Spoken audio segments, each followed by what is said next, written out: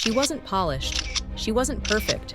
She didn't care for luxury, didn't chase status, and certainly never imagined her name would live on through a handbag that costs more than a car. Yet today, the most exclusive fashion item in the world bears her name, and almost no one knows the messy, rebellious girl behind it.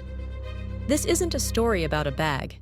It's a story about a woman the fashion world tried to idolize, while she did everything in her power to stay human. Jane Birkin.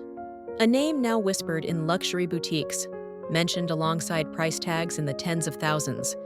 But Jane wasn't a designer. She wasn't a fashion mogul.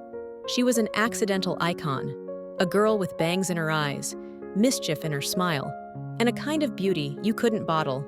She became a muse, not because she followed trends, but because she didn't. The bag? It was born on a plane ride. The fame? That was an accident too. Early life and how she got into fashion. Jane was born in London in 1946 into a family of art and culture. Her mother was an actress, her father a Royal Navy officer. But Jane wasn't poised. She was dreamy, clumsy, and often out of place in polished society. She got her first taste of fame in the 1960s as an actress in British films, but she didn't truly explode onto the scene until she moved to Paris.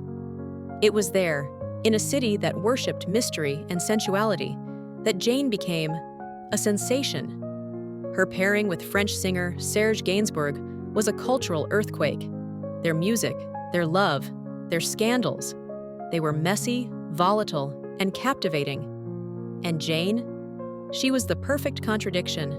A British girl with a French soul, always a little undone, always effortlessly cool. In a world of structure, Jane Birkin was fluid. She wore sheer dresses without bras. She carried woven baskets as handbags. She cut her hair like she didn't care, and maybe she didn't. And that's why the fashion world couldn't take its eyes off her. She never tried to be a style icon.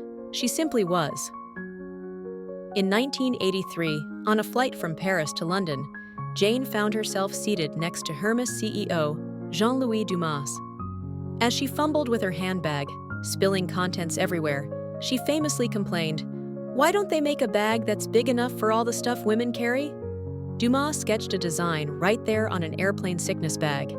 He called it the Birkin, and the rest became fashion history. But Jane never loved the bag the way the world did. She wore hers until it broke, covered it in stickers, even auctioned them off for charity. She once demanded her name be removed from the crocodile version over animal cruelty concerns. Because for Jane, life was never about status. It was about sincerity. Behind the effortless style was real pain. Jane lost her daughter, Kate Barry, to suicide. She battled depression, faded in and out of the public eye, and lived much of her later life in quiet privacy. She was always too soft for the spotlight and too wild for structure, but she never stopped being real, never stopped being Jane. The world remembers the bag, the exclusivity, the waiting lists, the luxury. But the girl behind the Birkin? She was messy, she was vulnerable, she was magic. And in a world obsessed with polish, Jane Birkin was a beautiful kind of chaos we didn't deserve, but desperately needed. This wasn't a fashion story. This was her story,